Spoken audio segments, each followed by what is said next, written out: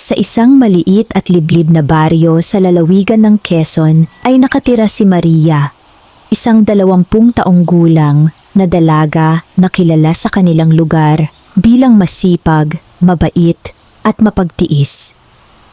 Lumaki siya sa isang kubong gawa sa kawayan at pawid kasama ang kanyang inang si Aling Rosa.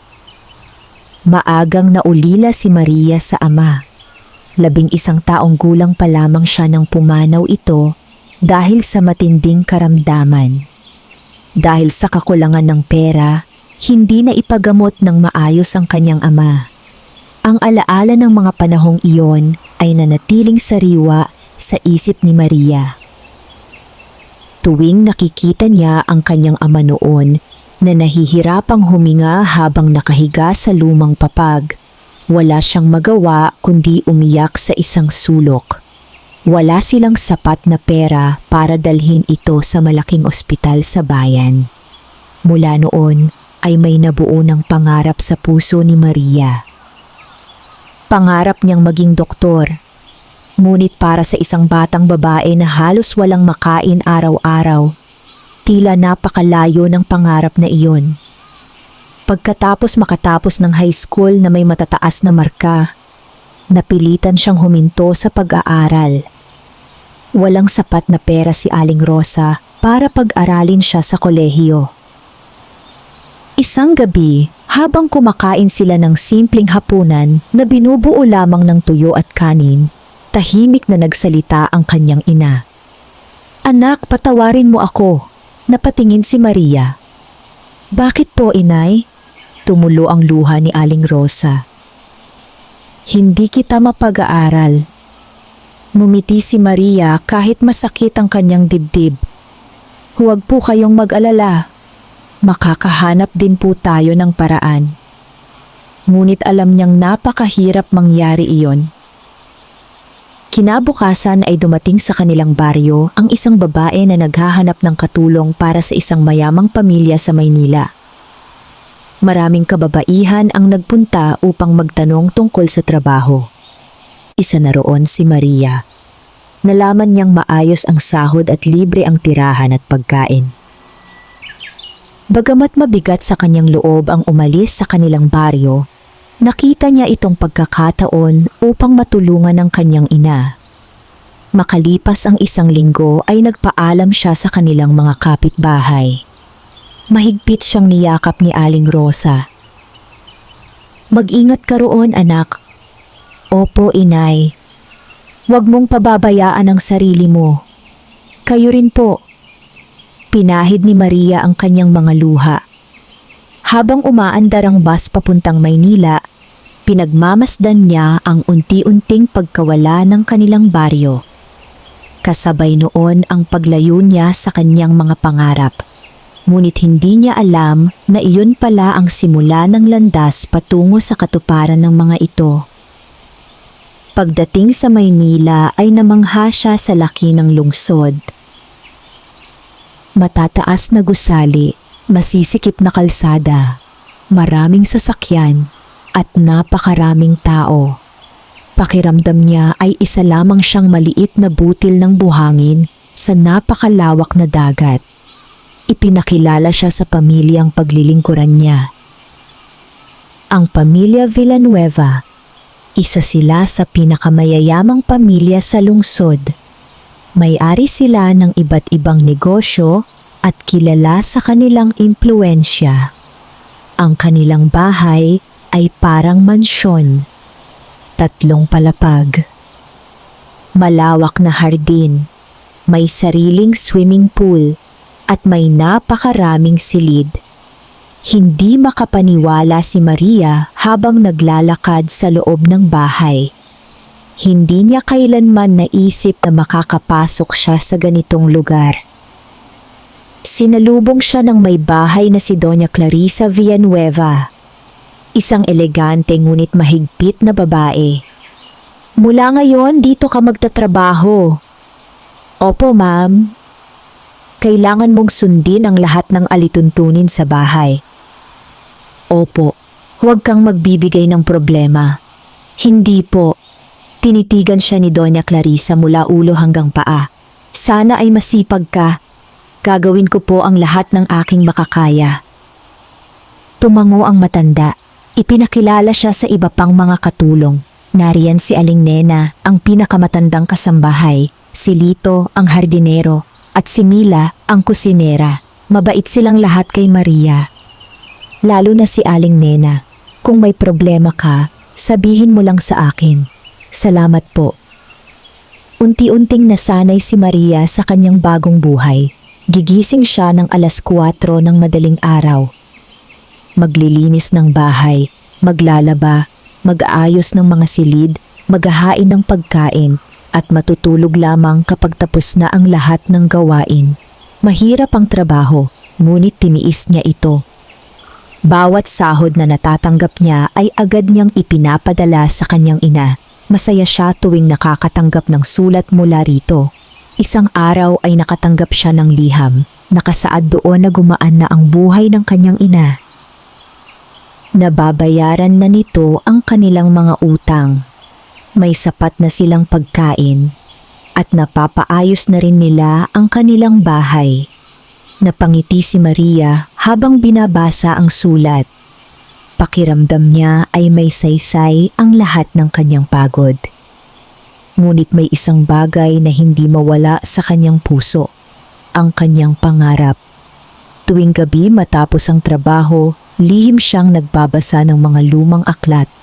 May maliit na silid-aklatan sa mansyon. Kapag tapos na ang lahat ng gawain at tulog na ang mga amo, pumupunta siya roon.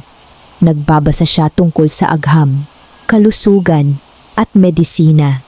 Hindi niya alam kung bakit, ngunit tuwing nakakahawak siya ng mga aklat tungkol sa katawan ng tao, muli niyang naaalala ang kanyang ama. Muli niyang nararamdaman ang matinding pagnanais na maging doktor. Isang gabi ay hindi niya namalayang may nakamasid pala sa kanya. Habang abala siya sa pagbabasa ng isang aklat tungkol sa anatomiya ng tao, may biglang nagsalita. Mahilig ka pala sa medisina. Nagulat si Maria. Muntik na niyang mabitawan ang libro.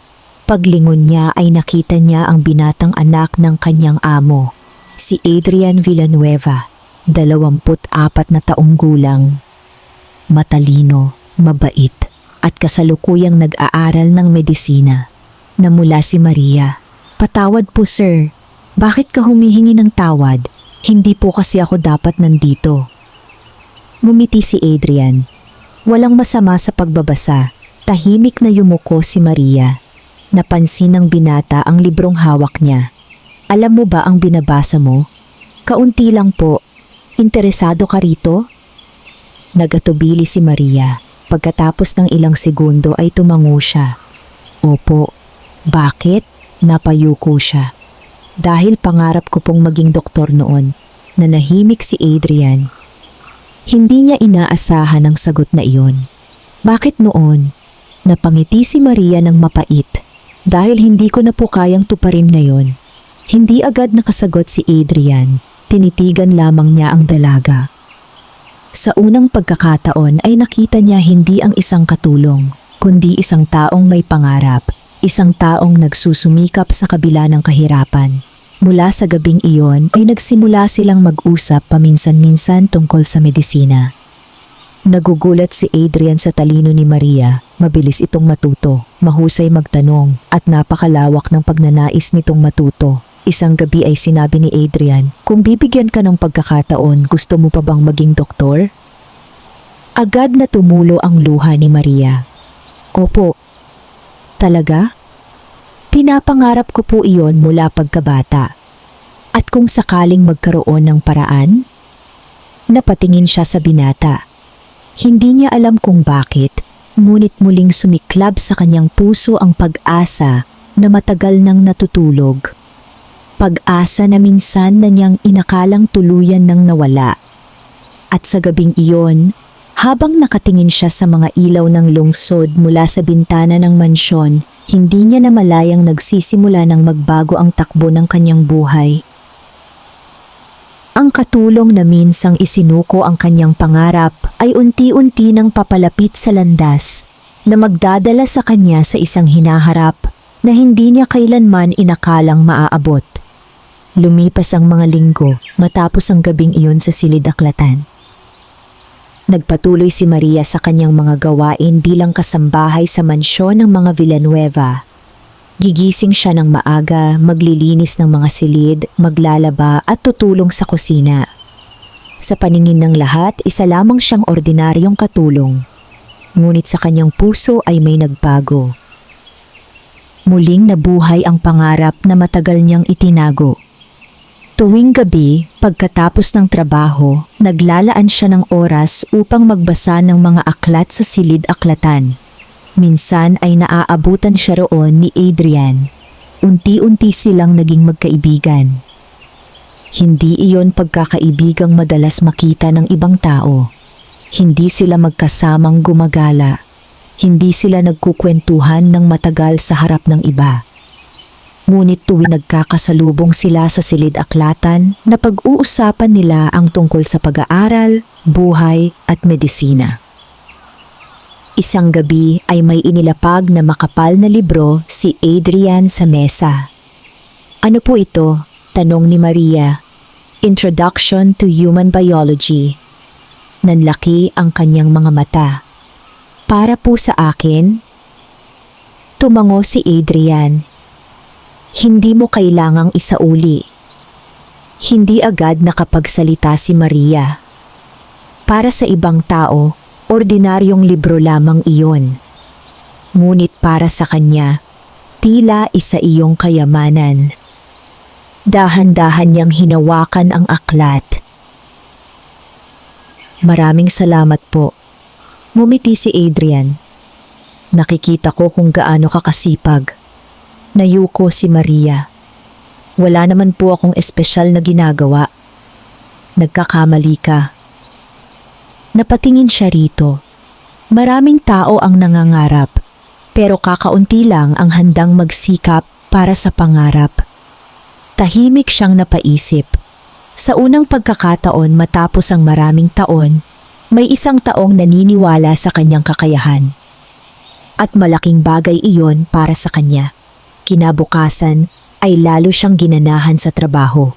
Habang nagwawalis sa hardin ay hindi maalis ang ngiti sa kanyang mga labi. Napansin iyon ni Aling Nena. "Mukhang masaya ka ngayon." Napangiti si Maria. "Medyo po. May magandang balita ba?" "Wala naman po." Ngunit sa kanyang puso ay mayroon. May pag-asa at sapat na iyon upang magbigay ng lakas sa kanya. Lumipas pa ang ilang buwan, mas lalo pang lumawak ang kanyang kaalaman. Nagbabasa siya ng iba't ibang aklat. Kapag may hindi siya naiintindihan, isinusulat niya ito sa isang maliit na kuwaderno.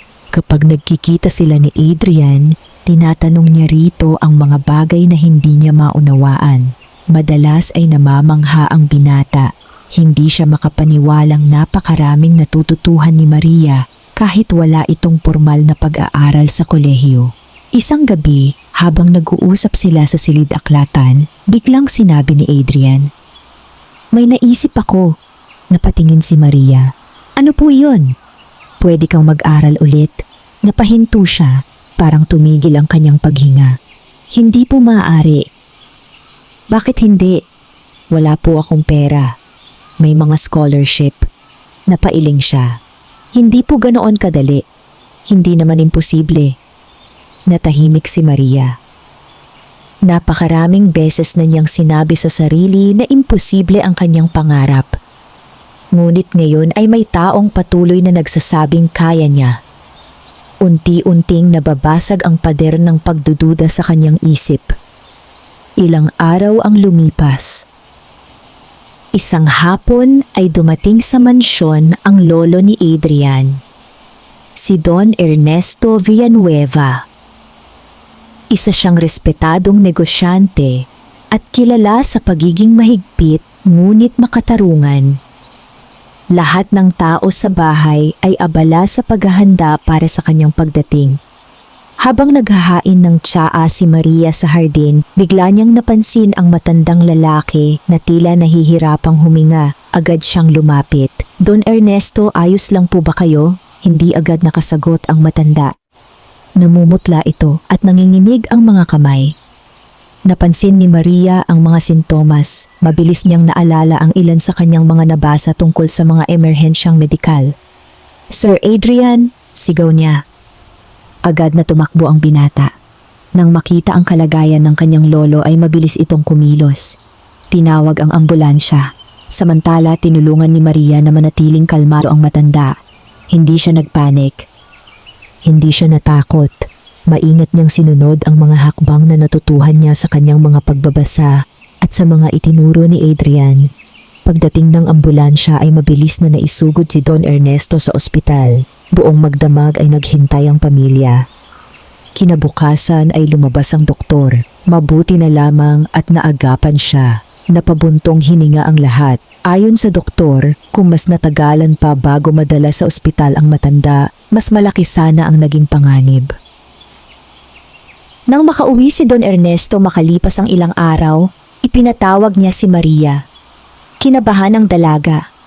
Hindi niya alam kung bakit siya gustong makausap ng matanda. Pagpasok niya sa opisina nito ay magalang siyang yumuko. "Ipinatawag niyo po ako?" Tumango si Don Ernesto. "Umupo ka." Nagulat si Maria. Hindi siya sanay na pinauupo ng mga amo. Dahan-dahan siyang naupo. Tahimik siyang pinagmasdan ng matanda. "Ikinuwento sa akin ni Adrian ang nangyari." Napayuko si Maria. "Wala naman po akong ginawa." "Nagkakamali ka." Tumingin siya rito. "Malaki ang naitulong mo." "Sinubukan ko lang po," ngumiti ang matanda. Bihira ang taong marunong manatiling kalmado sa oras ng panganib. Natahimik siya. Pagkatapos ng ilang sandali ay muling nagsalita si Don Ernesto. "Totoo bang gusto mong maging doktor?" Nanlaki ang kanyang mga mata. Napatingin siya kay Adrian na nakatayo sa gilid ng silid. Mukhang naikwento na pala nito ang lahat. "Opo." "Kailan pa?" "Simula pa po noong bata ako." "Bakit?" Huminga ng malalim si Maria. "Dahil namatay po ang aking ama nang hindi namin maipagamot." Tumahimik ang silid. Ramdam niya ang bigat ng kanyang mga salita. "Ipinangako ko po noon na balang araw ay tutulong ako sa mga taong walang kakayahang magpagamot." Napayuko siya. Hindi niya namalayang may luha ng tumutulo sa kanyang mga mata. Ilang sandaling nanahimik si Don Ernesto. Pagkatapos ay tumingin ito kay Adrian at muling bumaling kay Maria. "Kung magkakaroon ka ng pagkakataon, handa ka bang magsimula muli?" Hindi agad nakasagot si Maria. Parang bumilis ang tibok ng kanyang puso. "Ano po ang ibig ninyong sabihin?" Ngumiti ang matanda. "Handa ka bang mag-aral?" Pakiramdam ni Maria ay nananaginip siya. Hindi niya alam kung ano ang sasabihin. Hindi niya alam kung paano ilalarawan ang damdaming bumabalot sa kanyang dibdib. Ilang taon niyang inilibing ang kanyang pangarap. Ilang taon niyang tinanggap na hindi iyon matutupad. At ngayon ay tila may isang pintuang unti-unting bumubukas sa kanyang harapan. Tumulo ang kanyang mga luha. "Opo." Mahina ngunit matatag ang kanyang sagot. "Handa po ako." Ngumiti si Don Ernesto. "Kung ganoon, tutulungan kita." Tuluyang napahagulhol si Maria. Hindi siya makapaniwala. Ang pangarap na minsan niyang inakalang imposibleng maabot ay nagsisimula ng maging realidad.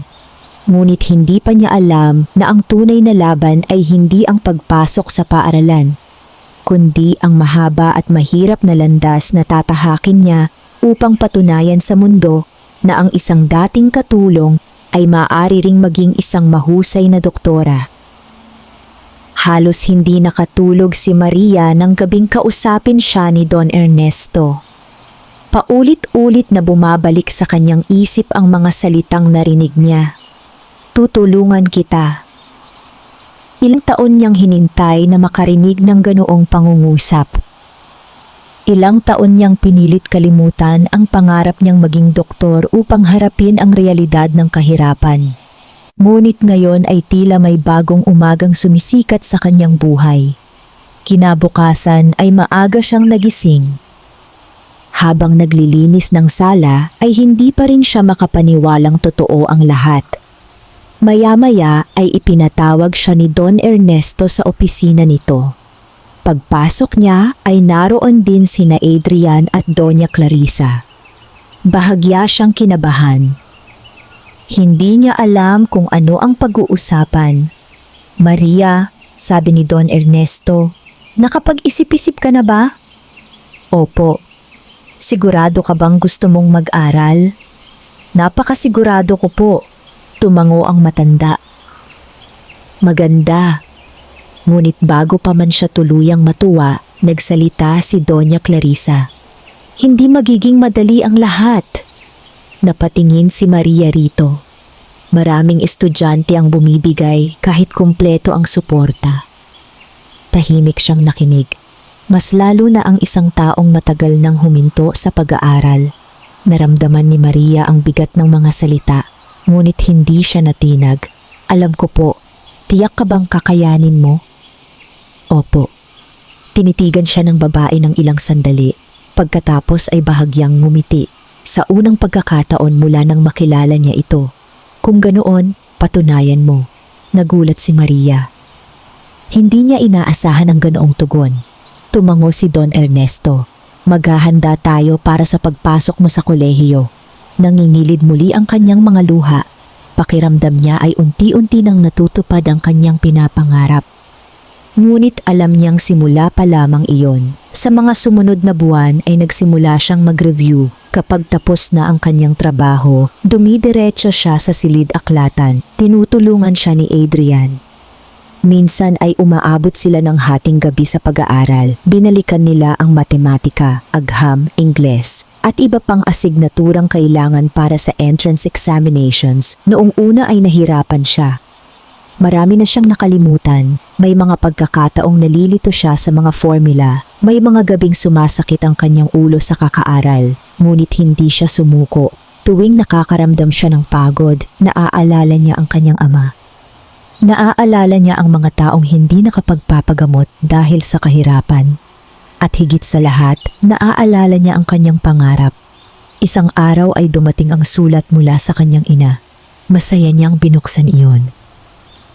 Nang mabasa niya ang laman, napaluha siya. "Anak, narinig ko mula kay Adrian ang tungkol sa plano mong bumalik sa pag-aaral. Hindi ko maipaliwanag ang saya ko. Akala ko noon ay tuluyan mo nang isinuko ang pangarap mo. Pero ngayon ay nakikita kong binibigyan ka ng Diyos ng pagkakataon. Huwag kang matakot. Ano man ang mangyari, ipinagmamalaki kita. Mahal na mahal kita." "Inay." Mahigpit niyang niyakap ang liham. Pakiramdam niya ay muling lumakas ang kanyang loob. Lumipas ang ilang buwan. Dumating ang araw ng entrance examination. Maagang-maaga pa lamang ay nagbihis na siya. Hiniram niya ang isang simpleng damit na ibinigay ni Mila. Habang nakasakay sa sasakyan kasama si Adrian, hindi mapakali ang kanyang dibdib. Kinakabahan siya. Paano kung bumagsak siya? Paano kung hindi sapat ang kanyang kaalaman? Paano kung mapatunayan niyang tama ang mga taong nagsasabing imposible para sa isang katulad niya ang maging doktor? Napansin ni Adrian ang kanyang pananahimik. "Natatak ka ba?" Bahagya siyang ngumiti. "Opo." "Normal lang iyan." Napatingin siya rito. "Pero tandaan mo, ano po iyon? Hindi mo kailangang patunayan sa iba ang halaga mo." Natahimik siya. "Kailangan mo lang gawin ang pinakamahusay na kaya mo." Tumango si Maria. Pagdating nila sa universidad ay halos manghina ang kanyang mga tuhod. Napakalaki ng campus, maraming estudyante, maraming gusali, at karamihan sa mga naroon ay tila galing sa mayayamang pamilya. Nakaramdam siya ng kaba. Pakiramdam niya ay hindi siya kabilang doon. Ngunit agad niyang itinuwid ang kanyang isip. Hindi niya dapat hayaan ng takot na pigilan siya. Pumasok siya sa silid para sa pagsusulit. Huminga ng malalim at nagsimula. Mahigit 4 na oras ang itinagal ng pagsusulit. Paglabas niya ay pakiramdam niya ay ubos na ubos ang kanyang lakas. Hindi niya alam kung magiging sapat ang kanyang mga sagot. Ngunit ginawa niya ang lahat ng kanyang makakaya. Ilang linggo ang lumipas. Dumating ang araw ng resulta. Buong umaga ay hindi mapakali si Maria. Paulit-ulit siyang nagdarasal. Paulit-ulit din siyang tumitingin sa kanyang telepono. Bandang tanghali ay biglang tumakbo si Adrian papunta sa kusina kung saan siya nagtatrabaho. Habol ang hininga nito. "Maria!" Kinabahan siya. "Ano po?" May hawak na papel ang binata at malaki ang ngiti nito. "Natanggap ka." Parang tumigil ang mundo. Hindi siya agad nakapagsalita. "Ano po?" "Natanggap ka sa universidad."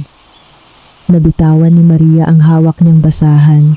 Unti-unting pumatak ang kanyang mga luha. Hindi siya makapaniwala. Hindi siya nananaginip. Totoo ang lahat. Natanggap siya. Makakapag-aral siya. Makakapagsimula siyang muli. Narinig niya ang palakpakan ng ibang kasambahay. Masayang lumapit si Aling Nena at niyakap siya. "Alam kong kaya mo." Napahagulgol si Maria. Sa kauna-unahang pagkakataon matapos ang napakaraming taon, naramdaman niyang malapit na talaga niyang maabot ang kanyang pangarap. Ngunit hindi pa niya alam na sa pagpasok niya sa universidad ay haharap siya sa mga taong hahamak sa kanya dahil sa kanyang pinagmulan. Mga taong maniniwalang ang isang dating katulong ay walang lugar sa mundo ng mga magiging doktor. At doon magsisimula ang pinakamahirap na bahagi ng kanyang paglalakbay. Dumating ang araw na matagal nang hinihintay ni Maria, ang araw ng kanyang unang pagpasok sa kolehiyo. Maaga siyang nagising kahit halos hindi siya nakatulog sa sobrang pananabik at kaba. Maingat niyang inayos ang kanyang buhok at isinuot ang simpleng unipormeng ipinatahi para sa kanya. Habang nakatingin siya sa maliit na salamin sa kanyang silid, hindi niya maiwasang maalala ang kanyang nakaraan. Ang batang babae na minsang nagtitinda ng gulay sa palengke. Ang dalagang naging katulong upang mabuhay ang kanyang ina. At ngayon, isa na siyang estudyante sa isa sa mga kilalang universidad sa Maynila. Napangiti siya. Ngunit kasabay ng ngiting iyon ay ang pangambang matagal nang nakaupo sa kanyang dibdib. Paano kung hindi siya tanggapin ng mga tao? Paano kung mali ang tingin nila sa kanya? Paano kung hindi siya sapat? Pagdating niya sa universidad ay agad siyang sinalubong ng ingay ng mga estudyante. May mga nag-uusap, may mga nagtatawanan, may mga abalang naghahanap ng kanilang mga silid-aralan. Tahimik lamang siyang naglakad.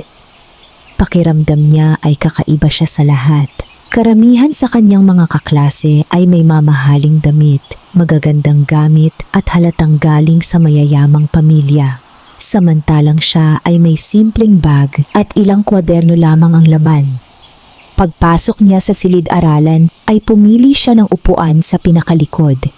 Ayaw niyang makatawag ng pansin. Maya-maya ay nagsimula nang dumating ang kanyang mga kaklase. May ilan na ngumiti sa kanya, may ilan ding hindi siya pinansin. Normal lamang iyon. Ngunit hindi nagtagal ay may grupo ng mga estudyanteng naupo sa harapan niya. Isa sa kanila ay isang dalagang may mamahaling relo at mamahaling bag, si Samantha Reyes, isa sa mga pinakasikat na estudyante sa kanilang taon. Anak ng isang kilalang negosyante, matalino, maganda, at sanay na laging nakakukuha ng atensyon. Habang nag-uusap ang grupo nito, narinig ni Maria ang ilan sa kanilang mga usapan. "Nabalitaan mo ba? Ano yun?" "May bagong estudyante raw na dating kasambahay." Napatingin si Maria. Hindi niya alam kung siya ang tinutukoy, ngunit biglang nagsalita si Samantha. "Totoo ba iyon?" "Oo." At dito siya nag-aaral? Tumawa ang isa. Mukhang ganon nga. Naramdaman ni Maria ang panlalamig ng kanyang mga kamay. Hindi siya kumibo. Nagpatuloy lamang siya sa pag-aayos ng kanyang mga gamit. Ngunit maya-maya ay lumingon si Samantha sa kanyang direksyon at doon tumigil ang tingin nito. Nagtagpo ang kanilang mga mata. Bahagyang ngumiti ang dalaga. Ngunit hindi iyon mabait na ngiti. Isa iyong ngiting puno ng panghuhusga. Hindi na nagsalita si Maria. Mas pinili niyang manahimik. Nagsimula ang klase. Isa-isang ipinakilala ng propesor ang bawat estudyante. Nang dumating ang kanyang pagkakataon ay tumayo siya. Ako po si Maria Santos. Tahimik siyang nagsalita. Galing po ako sa Quezon Province. Tumango ang propesor. May nais ka pa bang idagdag? Nag-atubili siya, ngunit naisip niyang wala siyang dapat ikahiya. Kasalukuyan po akong dating kasambahay bago ako nakapasok dito. Biglang nanahimik ang buong silid. May ilang estudyanteng nagulat. May ilan ding napatingin sa isa't isa at mayroon ding hindi maitago ang kanilang pagngisi. Naramdaman ni Maria ang pagbilis ng tibok ng kanyang puso. Ngunit itinuwid niya ang kanyang likod. Hindi siya yumuko. Hindi siya umatras. Tinanggap niya kung sino siya. Pagkatapos ng klase ay habang naglalakad siya sa pasilyo, narinig niya ang ilang bulungan. Siya pala iyon. Katulong daw. Paano kaya siya nakapasok dito? Baka may sponsor. Sigurado. Masakit marinig ang mga iyon. Ngunit nagpanggap siyang hindi niya naririnig. Patuloy lamang siyang naglakad. Pagdating niya sa silid aklatan ay doon niya inilabas ang lahat ng kanyang emosyon. Tahimik siyang naupo sa isang sulok at doon siya napaluha. Hindi dahil sa galit, hindi dahil sa kahihiyan, kundi dahil sa bigat ng kanyang nararamdaman. Alam niyang magiging mahirap ang paglalakbay na ito. Ngunit hindi niya inasahang ganito kabilis siyang huhusgahan ng mga tao. Maya-maya ay may umupo sa tapat niya. Pag-angat niya ng tingin ay nakita niya ang isang binata. Simple ang pananamit nito. May suot na salamin at tila tahimik din ang personalidad. Ayos ka lang ba? Tanong nito. Mabilis niyang pinunasan ng kanyang mga luha. Opo. Ngumiti ang binata. Hindi mukhang ganoon. Bahagyang natawa si Maria. Ayos lang po talaga. Iniabot ng binata ang isang panyo. Ako nga pala si Daniel. Tinanggap niya iyon. Maria, narinig ko ang mga sinasabi nila. Napayuko siya. Hayaan mo sila. Napatingin siya rito. Madaling sabihin. Tumango si Daniel. Tama. Tahimik itong ngumiti. Pero alam mo ba kung ano ang mas mahirap? Ano? Ang maabot ang pangarap mo habang pinapakinggan mo ang lahat ng opinyon nila. Napaisip siya. Tama ka. Kung gusto mong maging doktor, mas mabuting pakinggan mo ang mga librong babasahin mo kaysa sa mga taong humuhusga sa iyo. Napangiti si Maria. Sa unang pagkakataon sa araw na iyon ay gumaan ang kanyang pakiramdam. Mula noon ay naging magkaibigan sila ni Daniel. Pareho silang masipag, pareho silang tahimik, at pareho silang may pangarap na makatulong sa ibang tao. Lumipas ang mga linggo. Habang dumarami ang kanilang mga asignatura, mas lalo ring lumalabas ang galing ni Maria. Madalas siyang mataas sa mga pagsusulit, laging handa sa recitation at mabilis matuto. Unti-unting napapansin siya ng mga propesor, ngunit dahil doon, mas lalo ring naiinggit ang ilan sa kanyang mga kaklase, lalo na si Samantha. Isang araw ay ibinalik ng kanilang propesor ang resulta ng isang mahirap na pagsusulit sa biology. Tahimik na naghihintay ang lahat. Isa-isang tinawag ang mga pangalan. Hanggang sa sinabi ng propesor, pinakamataas na marka sa pagsusulit. Natahimik ang buong klase. Maria Santos. Nagulat si Maria. Hindi siya agad makapaniwala. Napalakpak ang ilan sa kanyang mga kaklase, ngunit hindi lahat. Napansin niya ang malamig na tingin ni Samantha at doon naramdaman na hindi pa tapos ang mga pagsubok na naghihintay sa kanya. Habang pauwi siya ng araw na iyon, masaya siyang naglalakad. Ngunit hindi niya alam na may mga taong nagsisimula ng magplano upang pabagsakin siya. Mga taong ayaw tanggapin na ang isang dating katulong ay maaaring maging mas mahusay kaysa sa kanila. At ang laban na iyon ay magsisimula sa lalong madaling panahon. Lumipas ang mga buwan at patuloy na umuusad ang pag-aaral ni Maria. Sa bawat araw na dumaraan ay mas lalo siyang nahuhubog bilang isang estudyante. Hindi naging madali ang kanyang buhay. Bukod sa pag-aaral, tumutulong pa rin siya sa ilang gawain sa mansyon ng mga Villanueva bilang paraan ng pagpapakita ng kanyang pasasalamat sa pamilyang tumulong sa kanya. Madalas ay kulang siya sa tulog, madalas ay pagod ang kanyang katawan. Ngunit hindi kailanman nanghina ang kanyang loob. Habang ang ibang estudyante ay nagrereklamo sa dami ng kanilang takdang aralin, si Maria ay mas pinipiling magpasalamat dahil mayroon siyang pagkakataong mag-aral. Unti-unti ring napapansin ng mga propesor ang kanyang sipag at talino. Marami ang humahanga sa kanya. Ngunit habang dumarami ang mga taong humahanga, dumarami rin ang mga taong naiinggit. Isa na roon si Samantha. Hindi nito matanggap na ang isang dating kasambahay ang madalas na nangunguna sa klase.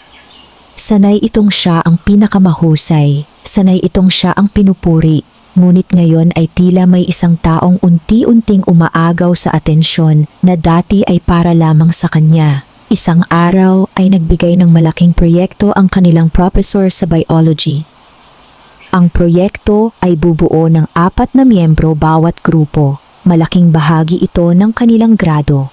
Isa-isa nang pumili ng mga kagrupo ang mga estudyante. Mabilis na nakabuo ng grupo ang karamihan, ngunit si Maria ay naiwan. Tahimik siyang nakatayo habang pinagmamasdan ang mga kaklaseng nagsasama-sama. May ilan na umiwas ng tingin, may ilan ding nagkunwaring abala. Alam niyang may ilan pa ring ayaw makisama sa kanya dahil sa kanyang pinagmulan. Hindi siya nagsalita. Sanay na siya sa ganoong pakiramdam. Maya-maya ay lumapit si Daniel. Sama ka sa amin.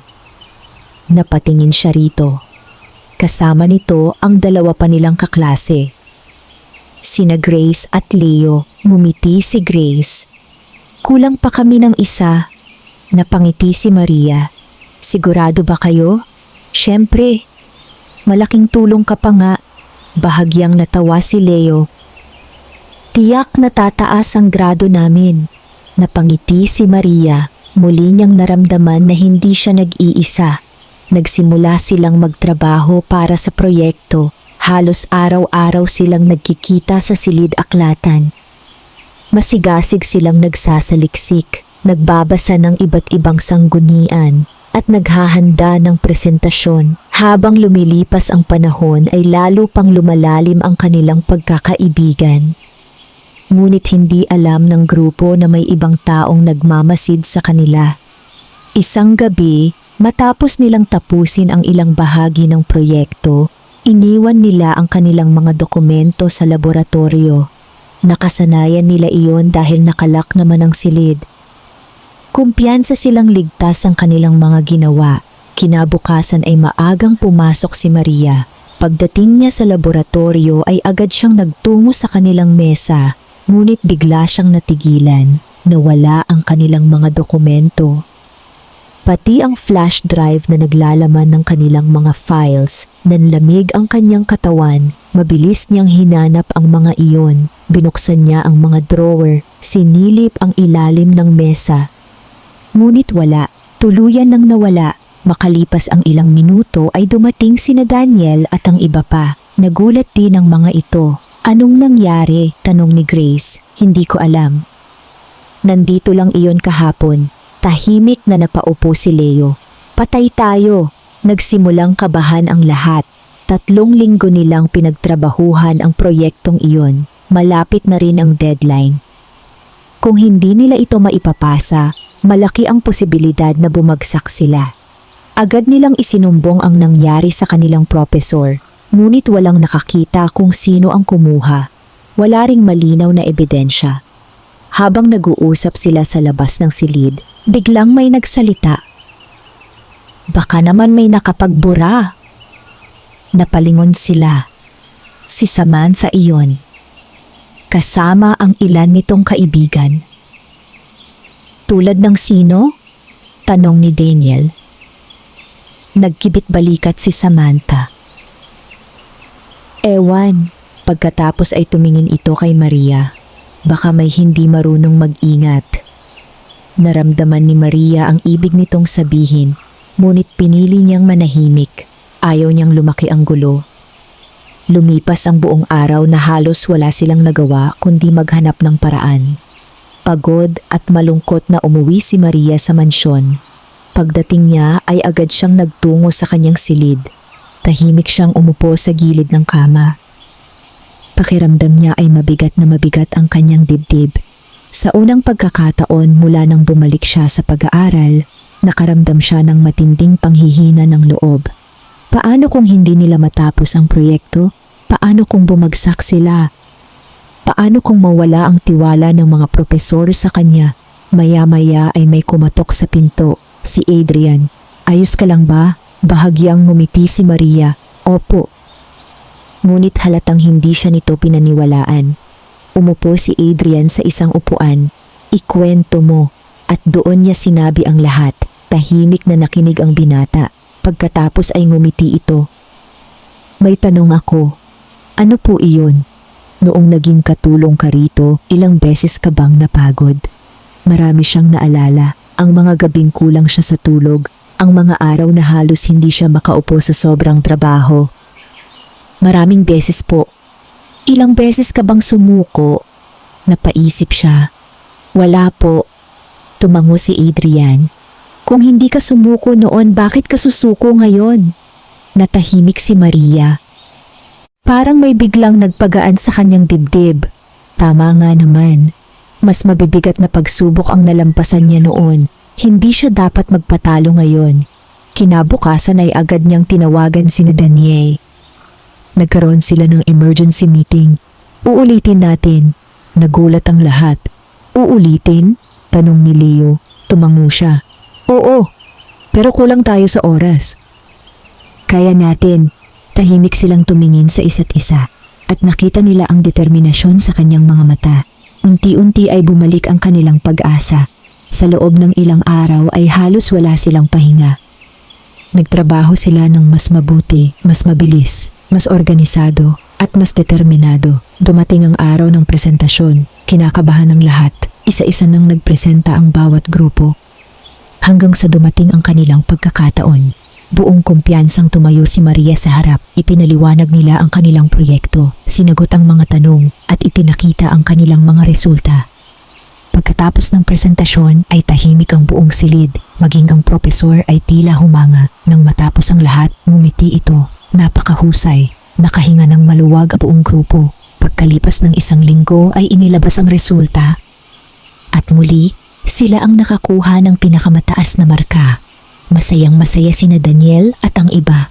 Ngunit habang nagdiriwang sila, may isang taong tahimik na nagninggit-ngit sa galit, si Samantha.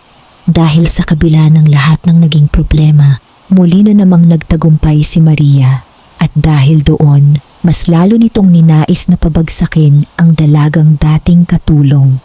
Ngunit hindi alam ni Samantha na sa bawat pagsubok na ibinabato nito, mas lalo lamang tumitibay si Maria. At ang susunod na hamon ay magiging mas mabigat kaysa sa kanilang inaasahan. Matapos ang tagumpay ng kanilang grupo sa malaking proyekto, mas lalo pang naging kilala si Maria sa unibersidad. Maraming propesor ang humahanga sa kanyang sipag. Maraming estudyante rin ang nagsimulang lumapit sa kanya upang humingi ng tulong sa mga aralin. Unti-unti nababawasan ang mga taong humuhusga sa kanya, ngunit hindi lahat. May ilan pa ring hindi matanggap ang kanyang tagumpay. At sa kanilang lahat, si Samantha ang pinakamatinding tutol sa kanya. Habang patuloy na umaangat si Maria, lalo namang lumalaki ang inggit sa puso ng dalaga. Para kay Samantha, hindi katanggap-tanggap na ang isang dating kasambahay ay nagiging huwaran sa kanilang paaralan. Isang hapon matapos ang klase, naglalakad si Maria papunta sa silid aklatan. Abala siya sa pagbabasa ng mga tala sa kanyang kwaderno nang may marinig siyang mga pamilyar na boses mula sa kabilang bahagi ng gusali. Hindi niya sinasadyang mapahinto. Narinig niya ang pangalan niya. Tahimik siyang lumapit. Bahagyang nakabukas ang pinto ng isang bakanteng silid. Sa loob ay naroon sina Samantha at ilan nitong kaibigan. Hindi siya nakita ng mga ito. Hanggang ngayon, hindi ko pa rin matanggap na siya ang pinakamataas sa klase, sabi ng isa. Pareho tayo, sagot ni Samantha.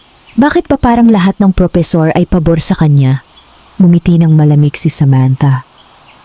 Hindi naman magtatagal yun. Napakunot noo si Maria. May kung anong hindi magandang kutob siyang naramdaman. Anong plano mo? Tanong ng isa pa. Bahagyang tumawa si Samantha.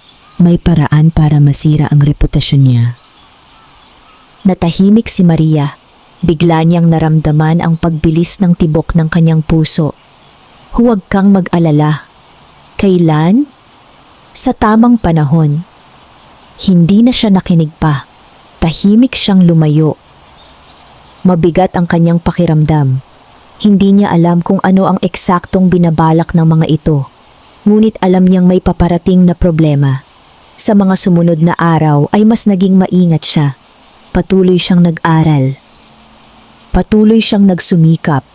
At sinubukan niyang huwag isipin ang narinig. Ngunit dumating ang araw na nagkatotoo ang kanyang pangamba.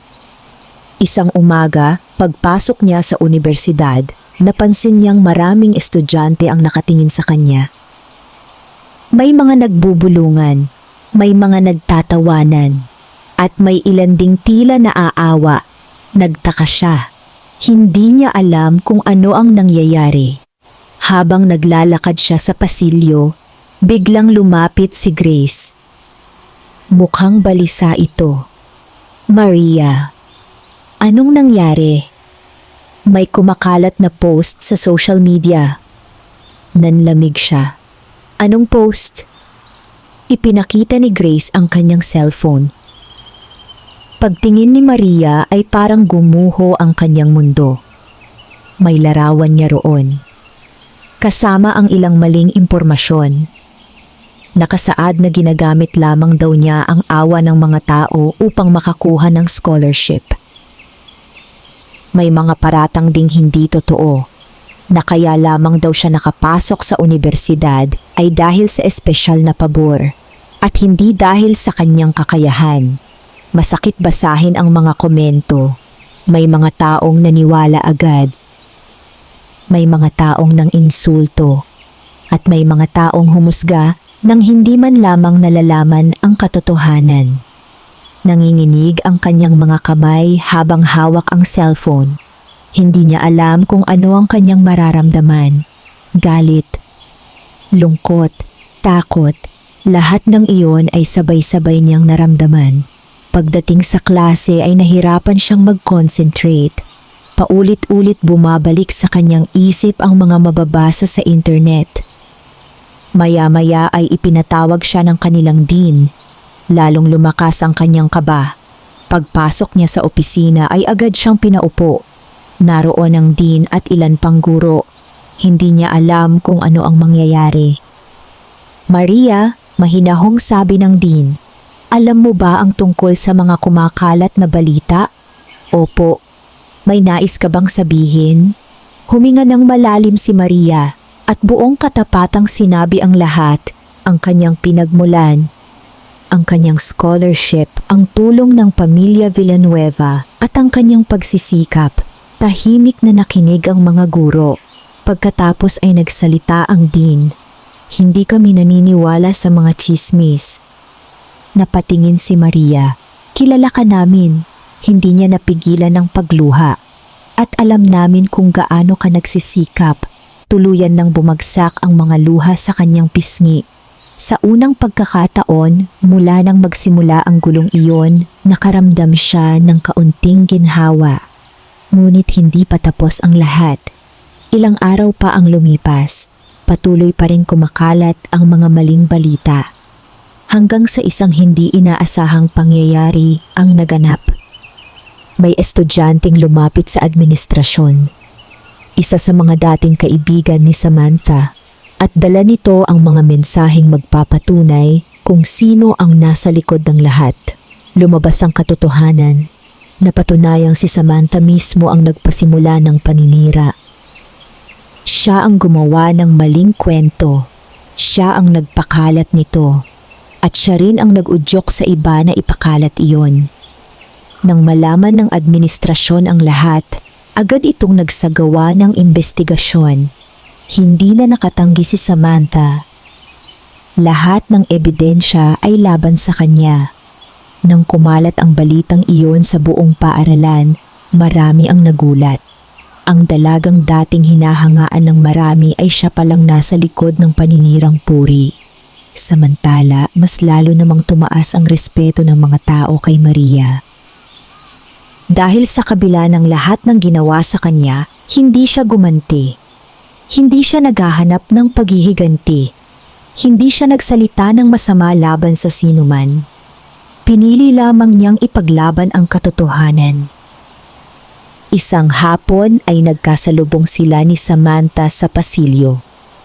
Tahimik ang paligid. Wala ang mga kaibigan nito. Wala rin ang mga tagahanga nito. Mag-isa lamang ito, pagod, malungkot. At tila wasak ang kumpiyansa, sandali silang nagkatitigan. Pagkatapos ay nagsalita si Samantha. Bakit hindi mo ako kinasusuklaman? Nagulat si Maria, hindi niya inaasahan ang tanong. Tahimik siyang ngumiti. Dahil mas marami akong mahalagang bagay na dapat pagtuunan ng pansin. Natahimik si Samantha at sa unang pagkakataon, nakita nito ang kabutihang matagal nitong binaliwala. Tahimik itong yumuko at umalis habang pinagmamasdan siyang papalayo ni Maria na pagtanto niyang hindi lahat ng laban ay kailangang tapatan ng galit. Minsan, ang pinakamalaking tagumpay ay ang manatiling mabuting tao. Kahit maraming dahilan upang magbago. Ngunit habang nalalampasan niya ang mga pagsubok sa paaralan, may isa pang mas mabigat na hamon ang papalapit. Isang hamong magmumula sa kanyang sariling tahanan. At ang hamong iyon ay maaaring magpahinto sa kanyang pangarap na maging doktora. Lumipas ang ilang buwan matapos ang insidenteng naganap sa universidad. Unti-unting bumalik sa normalang buhay ni Maria. Patuloy siyang nag-aaral ng mabuti. Patuloy siyang nangunguna sa klase. At patuloy niyang pinanghahawakan ang pangarap na minsan niyang inakalang hindi na matutupad. Ngunit habang abala siya sa pagbuo ng kanyang kinabukasan, may isang problema na tahimik na lumalaki sa kanilang baryo. Problema na hindi niya agad nalaman. Problema na may kinalaman sa pinakamahalagang tao sa kanyang buhay, ang kanyang ina. Isang gabi, habang nag-aaral siya sa kanyang silid sa mansyon, biglang tumunog ang kanyang telepono. Nakita niya ang pangalan ng kanilang kapitbahay na si Mang Pedro. Nagtaka siya. Bihira itong tumawag. Agad niyang sinagot ang tawag. Hello po? Tahimik muna sa kabilang linya. Pagkatapos ay narinig niya ang seryosong boses ng matanda. Maria, biglang kinabahan ng dalaga. Bakit po? Tungkol ito sa nanay mo. Parang tumigil ang kanyang paghinga. Ano pong nangyari kay inay? Huminga ng malalim si Mang Pedro. Isinugod namin siya sa ospital kanina. Nanlamig ang buong katawan ni Maria. Pakiramdam niya ay biglang nawala ang lahat ng lakas sa kanyang mga binti. Ano po ang nangyari? Bigla siyang nahilo habang naglalaba. Napaupo siya sa gilid ng kama at nagsimulang manginig ang kanyang mga kamay. Kumusta po siya ngayon? Nasa ospital pa? Hindi na niya halos marinig ang iba pang sinabi ng matanda. Paulit-ulit lamang umuugong sa kanyang isip ang isang bagay. Nasa ospital ang kanyang ina. Pagkababa ng tawag ay agad siyang lumabas ng silid. Nasalubong niya si Adrian sa pasilyo. Napansin agad nito ang kanyang kalagayan. Maria? Hindi na niya napigilan ang kanyang mga luha. Si inay po. Agad siyang pinaupo ni Adrian at doon niya naikwento ang lahat. Makalipas lamang ang ilang minuto ay nakarating na rin ang balita kina Don Ernesto at Doña Clarissa. Hindi na sila nagdalawang isip. Agad nilang inayos ang biyahe ni Maria pauwi sa kanilang lalawigan. Kinabukasan, bago pa sumikat ang araw, bumiyahe na siya. Buong biyahe ay hindi siya mapakali, hindi siya makatulog, hindi siya makakain. Ang nasa isip lamang niya ay ang kalagayan ng kanyang ina. Pagdating sa ospital ay agad siyang tumakbo papunta sa silid kung saan nakaratay si Aling Rosa.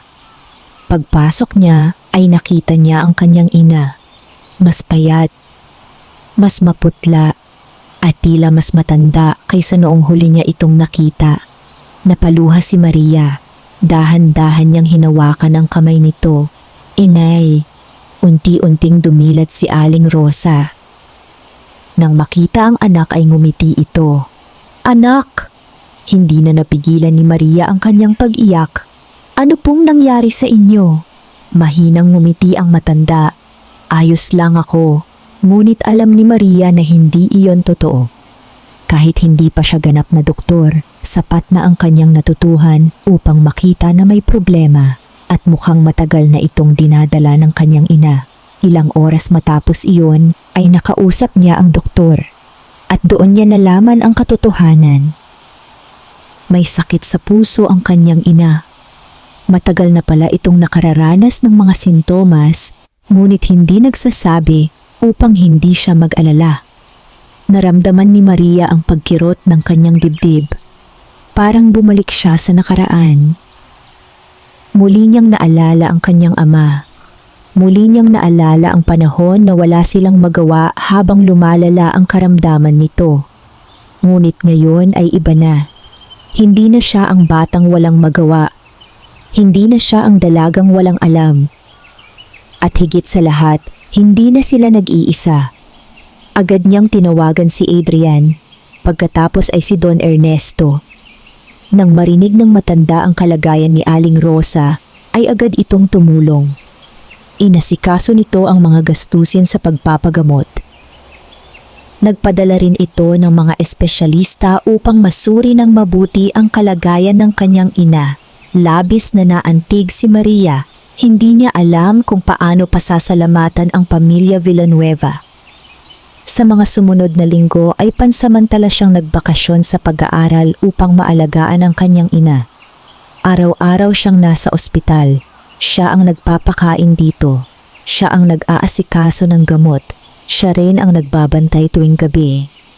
Minsan ay nakakatulog siya sa isang plastik na upuan. Minsan ay hindi na siya nakakakain sa tamang oras, ngunit wala siyang pakialam. Mas mahalaga sa kanya ang kanyang ina. Isang gabi, habang tahimik ang silid, nagising si Aling Rosa. Nakita nitong nakayuko si Maria habang nagbabasa ng mga medical notes. Mahinang ngumiti ang matanda. Kahit nandito ka, nag-aaral ka pa rin. Napatingin si Maria, ngumiti rin siya. Ayoko pong mapag-iwanan. Natahimik si Aling Rosa. May luha itong namuo sa mga mata. Bakit po kayo umiiyak? Mahinang hinaplos ng matanda ang kanyang mukha. Dahil masaya ako. Napaluha rin si Maria. Masaya akong makita na malapit mo nang maabot ang pangarap mo. Hindi siya agad nakasagot. Naramdaman niya ang bigat ng damdamin sa kanyang dibdib. Kung nakita ka lang sana ng tatay mo ngayon. Tuluyan nang pumatak ang kanyang mga luha. Pareho silang natahimik. Pareho nilang naalala ang lalaking minsang naging sandigan ng kanilang pamilya. Pagkaraan ng ilang linggo ay nagsimulang bumuti ang kalagayan ni Aling Rosa. Unti-unti itong lumakas. Unti-unti ring bumalik ang kulay sa mukha nito. At nang sabihin ng mga doktor na maaari na itong makauwi, tila nabunutan ng tinik si Maria. Ngunit habang masaya siyang nakatingin sa paggaling ng kanyang ina, may isa pang balitang naghihintay sa kanya sa Maynila. Balitang magbabago sa kanyang buhay bilang estudyante. Isang pagkakataong bihirang makuha ng sinuman. At ang pagkakataong iyon ay maglalapit sa kanyang pangarap na maging isang ganap na doktora. Matapos makauwi ni Aling Rosa mula sa ospital, mas magaan na ang pakiramdam ni Maria. Bagamat hindi pa ganap na magaling ang kanyang ina, malaki na ang ipinagbago ng kalagayan nito. Regular na itong umiinom ng gamot at sinusunod ang lahat ng payo ng mga doktor. Ilang araw pa siyang nanatili sa kanilang baryo upang matiyak na maayos ang kalagayan ng kanyang ina. Sa tuwing nakikita niya itong nakangiti habang nagdidilig ng mga halaman sa harap ng kanilang bahay, napupuno ng saya ang kanyang puso. Isang umaga, habang nag-aalmusal sila, nagsalita si Aling Rosa. Anak, opo inay, kailan ka babalik sa Maynila? Bukas na po. Tumango ang matanda. Huwag kang mag-alala sa akin. Ngumiti si Maria. Hindi ko po mapigilan. Tandaan mo. Napatingin siya sa kanyang ina. Ang trabaho mo ngayon ay abutin ang pangarap mo. Napayuko siya. Minsan ay nakakalimutan niyang may mga taong naniniwala sa kanya ng buong buo. At isa sa mga taong iyon ay ang kanyang ina. Kinabukasan ay bumalik siya sa Maynila. Pagdating niya sa mansyon ng mga Villanueva ay masaya siyang sinalubong nina Adrian, Aling Nena, Mila at maging si Don Ernesto. Masaya silang makita siyang muli. Ikinuwento niya ang pagbuti ng kalagayan ng kanyang ina at masaya rin silang lahat para rito. Makalipas ang 2 araw ay bumalik siya sa universidad. Marami siyang kailangang habulin. Maraming leksyon ang kanyang hindi nadaluhan. Ngunit gaya ng dati, hindi siya natakot. Isa-isang binalikan niya ang mga aralin. Humingi siya ng notes sa kanyang mga kaklase at halos araw-araw siyang nasa silid aklatan. Isang hapon, habang abala siya sa pagbabasa, may lumapit na propesor. Si Dr. Hernandez. Isa sa mga pinakaginagalang na guro sa kanilang kolehiyo. Maria, agad siyang tumayo. Good afternoon po, sir. Ngumiti ang propesor. May oras ka ba? Opo. May gusto sana akong pag-usapan. Kinabahan siya. Hindi niya alam kung bakit siya kinakausap ng propesor. Sumama siya rito sa opisina. Pagdating doon ay pinaupo siya ng matanda. Pagkatapos ay inilabas nito ang isang dokumento. Alam mo ba kung bakit kita ipinatawag? Hindi po. Ngumiti ito. Nirerekomenda ka namin. Nanlaki ang kanyang mga mata. Para saan po? Para sa isang prestihiyosong scholarship program. Parang tumigil ang kanyang mundo. Hindi agad siya nakapagsalita. Scholarship po? Tumango si Dr. Hernandez. Taon-taon, iilan lamang na estudyante ang napipili. Tahimik siyang nakinig. At isa ka sa mga pangunahing kandidato. Hindi siya makapaniwala. Sa dami ng estudyante sa universidad, bakit siya? Parang nabasa ng propesor ang kanyang iniisip. Alam kong nagtataka ka. Opo. Pero nakita namin ang sipag mo. Natahimik siya. Nakita namin kung paano mo nalampasan ang mga pagsubok. Naramdaman niyang umiinit ang kanyang mga mata. At nakita rin namin ang dedikasyon mo sa pag-aaral. Hindi niya napigilan ang kanyang pagluha. Minsan ay hindi niya namamalayan kung gaano na pala kalayo ang kanyang nararating. Paglabas niya ng opisina ay parang lumulutang siya sa saya. Agad niyang ibinalita iyon kina Adrian at Don Ernesto. Labis din ang kanilang tuwa, ngunit hindi naging madali ang susunod na proseso. Kailangan niyang dumaan sa iba't ibang pagsusulit, mga panayam, mga pagsusuri, at mga kompetisyon laban sa iba pang mahuhusay na estudyante mula sa iba't ibang paaralan. Muling nagsimula ang matinding paghahanda. Mas maaga siyang gumigising, mas mahaba siyang nag-aaral, mas maingat niyang pinaghahandaan ang bawat pagsusulit. May mga pagkakataong halos sumuko na ang kanyang katawan sa pagod, ngunit hindi ang kanyang puso. Palagi niyang naaalala kung bakit niya ginagawa ang lahat ng ito. Hindi lamang para sa sarili, kundi para sa kanyang ina, para sa kanyang ama, at para sa mga taong nangangailangan ng doktor balang araw. Lumipas ang ilang buwan, dumating ang araw ng huling panayam. Isa-isa silang tinanong ng panel. Karamihan sa mga kandidato ay galing sa mayayamang pamilya. Marami sa kanila ang may kahangahangang mga record. Ngunit nang dumating ang pagkakataon ni Maria, nagsalita siya mula sa puso. Bakit gusto mong maging doktor? Tanong ng isa sa mga panelist. Huminga siya ng malalim at naalala niya ang kanyang ama. Naalala niya ang kanilang kahirapan. Naalala niya ang lahat ng pinagdaanan. Dahil alam ko po kung ano ang pakiramdam ng mawalan ng mahal sa buhay dahil walang sapat na pera para sa pagpapagamot.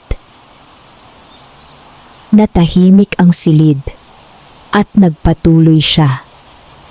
Gusto kong maging doktor para makatulong sa mga taong katulad namin noon.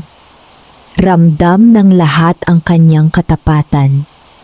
Hindi niya kailangan ng magagarang salita. Sapat na ang katotohanan. Ilang linggo ang lumipas. Dumating ang araw ng anunsyo. Buong maghapon ay hindi mapakali si Maria. Halos hindi siya makakain. Halos hindi siya makapag-aral. Hanggang sa dumating ang tawag, agad niyang sinagot iyon. At nang marinig niya ang balita, hindi siya agad nakapagsalita. Nangilid ang kanyang mga luha. Nanalo siya. Isa siya sa mga napiling scholar. Isa siya sa iilang estudyanteng pagkakalooban ng buong suporta hanggang sa makapagtapos. Napaupo siya habang umiiyak sa tuwa. Lahat ng pagod, lahat ng sakripisyo, lahat ng luha. Parang nagkaroon ng kapalit. Ngunit habang masayang ipinagdiriwang niya ang kanyang tagumpay, hindi niya alam na may mas malaking hamon na naghihintay sa kanya. Isang hamong susubok hindi lamang sa kanyang talino, kundi sa kanyang pagkatao.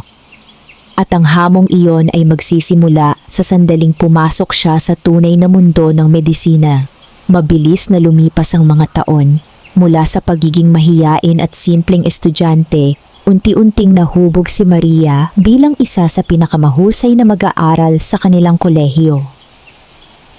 Sa tulong ng scholarship na kanyang napanalunan, hindi na niya kailangang mag-alala sa matrikula at iba pang gastusin sa pag-aaral. Mas nakapag-focus siya sa kanyang mga pangarap. Mas nakapag-focus siya sa kanyang misyon. At higit sa lahat, mas lalo siyang naging determinado na maging isang doktor na maglilingkod sa mga nangangailangan. Dumating ang panahon ng kanyang clinical internship. Ito ang yugto kung saan hindi na sapat ang pagbabasa lamang ng mga libro. Hindi na sapat ang pagmememorya ng mga leksyon. Kailangan na niyang harapin ang tunay na mundo ng medisina. Kailangan na niyang makisalamuha sa mga pasyente. Kailangan na niyang makita ang sakit, pagdurusa at mga realidad ng buhay. Sa unang araw niya sa ospital ay halo-halo ang kanyang naramdaman. Excited, kinakabahan, at may kaunting takot. Habang naglalakad siya sa mahabang pasilyo ng ospital, naalala niya ang unang araw niya bilang katulong sa mansyon. Muli niyang naramdaman ang kaba ng pagpasok sa isang bagong mundo, Ngunit hindi na siya ang dating Maria. Mas matatag na siya ngayon, mas handa, mas may kumpiyansa. Kasama ang iba pang interns, ipinakilala sila sa kanilang supervising physician. Si Dr. Roberto Cruz, isa itong mahigpit ngunit mahusay na doktor. Kilala ito sa pagiging istrikto sa mga estudyante. Marami ang natatakot dito. Ngunit marami rin ang humahanga. Sa unang pagpupulong pa lamang ay malinaw na ang mensahe nito. Sa ospital na ito, ang buhay ng tao ang pinakamahalaga. Tahimik na nakinig ang lahat. Ang isang pagkakamali ay maaaring magdulot ng kamatayan. Naging seryoso ang buong grupo. Hindi sapat ang talino. Nagpatuloy si Dr. Cruz. Kailangan ninyo ng disiplina, malasakit at katatagan. Tumango si Maria. Alam niyang tama ang doktor. Sa mga sumunod na linggo ay naging abala ang kanilang grupo. Maagang pumapasok, late nang umuuwi, at halos walang pahinga. Minsan ay umaabot sila ng 16 na oras sa ospital. Ngunit hindi nagrereklamo si Maria. Sa bawat pasyenteng kanyang nakikita ay lalo niyang nauunawaan kung bakit niya pinili ang landas na ito.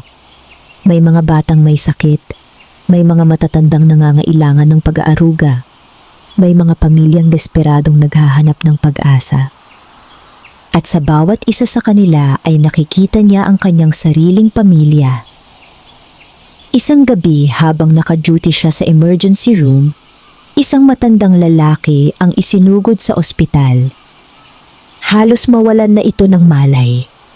Nagkagulo ang mga tao. Nagmamadaling kumilos ang mga doktor at nurse. Habang tumutulong si Maria, bigla siyang natigilan. May kung anong pamilyar sa matanda. Nang makita niya ng mabuti ang mukha nito, bumilis ang tibok ng kanyang puso. Hindi dahil kilala niya ito, kundi dahil naalala niya ang kanyang ama. Parehong-pareho ang edad, parehong payat, at pareho rin ang ekspresyon ng paghihirap. Saglit siyang nanlumo. Ngunit agad niyang pinigilan ang kanyang emosyon. Hindi ito ang oras para magpadaig sa damdamin. Kailangan niya ang malinaw na pag-iisip. Buong gabi siyang tumulong sa pangangalaga sa matanda at sa kabutihang palad, naligtas ang buhay nito. Kinabukasan ay nilapitan siya ni Dr. Cruz. Ikaw ang intern na kasama kagabi? Opo. Tahimik siyang tumango. Tinitigan siya ng doktor. Magaling ang ginawa mo. Nagulat si Maria. Bihirang magbigay ng papuri si Dr. Cruz. Nagawa mong manatiling kalmado sa gitna ng emergency. Napangiti siya ng bahagya. Salamat po. Tumango ang doktor. Ngunit bago ito umalis ay muli itong nagsalita. May potensyal ka. Parang simpleng salita lamang iyon. Ngunit para kay Maria, napakalaki ng kahulugan nito. Lalo siyang nagsikap sa mga sumunod na buwan. Unti-unti siyang nakilala hindi lamang dahil sa kanyang talino, kundi dahil sa kanyang malasakit sa mga pasyente. Marami ang humahanga sa paraan ng kanyang pakikipag-usap sa mga tao. Hindi siya mayabang, hindi siya malamig. Pinakikinggan niya ang bawat pasyente. Pinaparamdam niyang mahalaga sila. At iyon ang bagay na hindi natututuhan sa libro. Isang araw ay may dumating na batang babae sa ospital. Mahirap lamang ang pamilya nito. At walang sapat na pera para sa ilang kinakailangang pagsusuri. Habang kausap ni Maria ang ina ng bata, nakita niya ang sarili niyang ina noong mga nakaraang taon. Punong-puno ng pag-aalala, punong-puno ng takot. At walang sapat na kakayahan upang matulungan ang mahal sa buhay. Nang gabing iyon ay hindi siya makatulog. Patuloy niyang iniisip ang bata at doon niya muling naalala kung bakit niya pinangarap maging doktor. Hindi para yumaman. Hindi para sumikat, kundi para makatulong. Ngunit habang lalo siyang nagiging mahusay sa ospital, may isang pangyayari na magbabago sa kanyang buhay. Isang pangyayaring maglalagay sa kanya sa pinakamahirap na pagsubok na kanyang haharapin. Pagsubok na maaaring magdala sa kanya sa pinakamataas na tagumpay o tuluyang sumira sa lahat ng kanyang pinaghirapan, at ang pagsubok na iyon ay darating sa pinakadi inaasahang pagkakataon. Lumipas ang mga buwan matapos magsimula ang internship ni Maria. Sa bawat araw na dumarating ay lalo siyang humuhusay bilang isang hinaharap na manggagamot. Hindi naging madali ang kanyang paglalakbay. Maraming gabing kulang sa tulog. Maraming araw na halos hindi siya nakakakain sa tamang oras. Maraming pagkakataong gusto na lamang niyang humiga at magpahinga. Ngunit sa tuwing nakakaramdam siya ng pagod, naaalala niya ang lahat ng pinagdaanan niya. Ang kubong kanilang tinitirhan noon, ang pagkamatay ng kanyang ama, ang mga araw na nagtatrabaho siya bilang kasambahay, ang mga taong nanghusga sa kanya at ang mga taong naniwala sa kanya. Lahat ng iyon ang naging dahilan upang magpatuloy siya. Dumating ang huling taon ng kanyang pag-aaral. Ito na ang pinakahuling yugto bago niya maabot ang pangarap na matagal niyang hinabol. Buong puso niyang ibinigay ang lahat ng kanyang makakaya. Isa-isa niyang nalampasan ang mahihirap na pagsusulit, mga practical na examination, mga oral examination, at iba't ibang pagsubok na sumukat hindi lamang sa kanyang kaalaman kundi pati sa kanyang katatagan. Habang papalapit ang pagtatapos, mas lalo ring lumalakas ang kanyang pananalig sa sarili. Hindi na siya ang mahiyain at takot na dalagang unang pumasok sa unibersidad. Isa na siyang matatag na babae na handang harapin ang anumang hamon. Isang araw, habang nasa ospital siya, isang malubhang aksidente ang naganap sa isang kalapit na bayan. Maraming sugatan ang dinala sa emergency room. Nagkagulo ang buong ospital. Abala ang lahat ng doktor. Abala ang lahat ng nurse. Maging ang mga intern ay kinailangang tumulong. Isa si Maria sa mga unang sumugod upang tumulong. Sa gitna ng kaguluhan ay may isang batang lalaki na dinala sa emergency area. Umiiyak ang ina nito. Halos mawalan na ito ng pag-asa. Ang ibang doktor ay abala sa mas kritikal na mga kaso. Kaya't si Maria at ang kanyang supervising physician ang unang tumingin sa bata. Mabilis niyang sinuri ang kondisyon nito.